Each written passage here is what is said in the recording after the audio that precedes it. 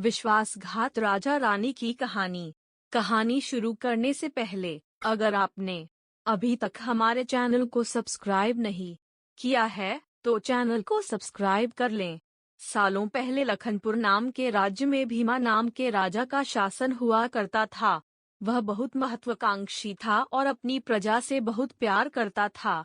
उनके राज्य में चारों ओर खुशहाली थी, लेकिन राजा रानी खुद हमेशा दुखी रहते थे। उनके पास धन, दौलत, शोहरत सब कुछ था, लेकिन उनकी संतान न थी। संतान पाने के लिए राजा और रानी पूजा पाठ जब तब सब करके देख चुके थे, लेकिन कोई फायदा नहीं हुआ। एक दिन महर्षि के कहने पर राजा ने महायज्ञ कराने का फैसला किया। यज्ञ और भगवान के प्रताप से राजा को एक बहुत सुंदर कन्या की प्राप्ति हुई। राजा रानी के साथ पूरी प्रजा खुशी से झूमने लगी। राज्य में चारों तरफ खुशी का माहौल छा गया। राजा ने सारे नगरवासियों को पिता बनने की खुशी में भोज पर आमंत्रित किया। धीरे धीरे समय बीतने लगा। राजकुमारी बड़ी होने लगी। वह काफी सुंदर और गुणवान थी। राजा रानी उसे देखकर ही खुश रहने लगे, लेकिन एक दिन उनकी खुशी को मानो जैसे नजर लग गई। राजकुमारी बीमार पड़ गई।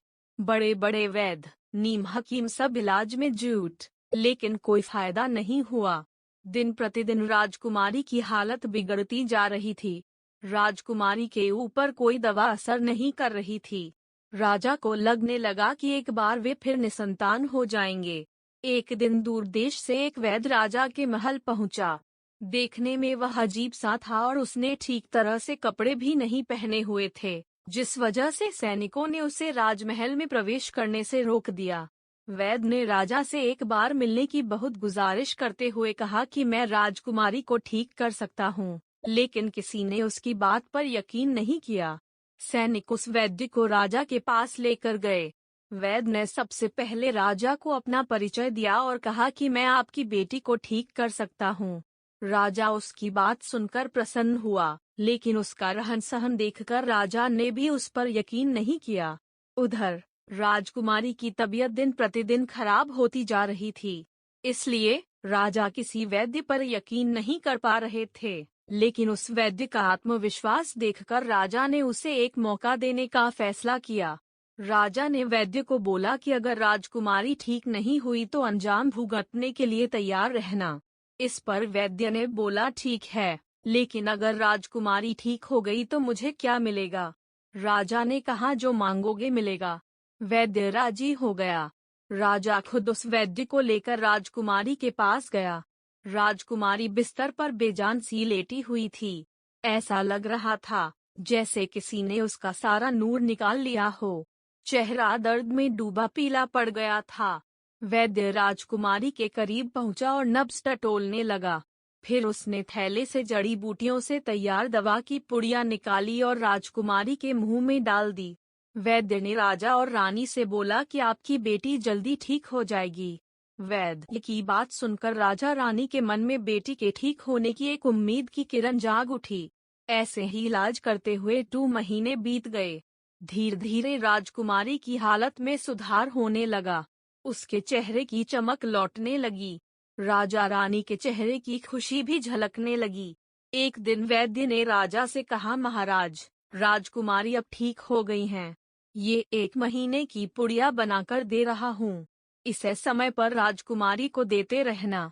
इसके बाद राजकुमारी पूरी तरह स्वस्थ हो जाएंगी। यह बीमारी दोबारा उनके पास भी नहीं फटकेगी।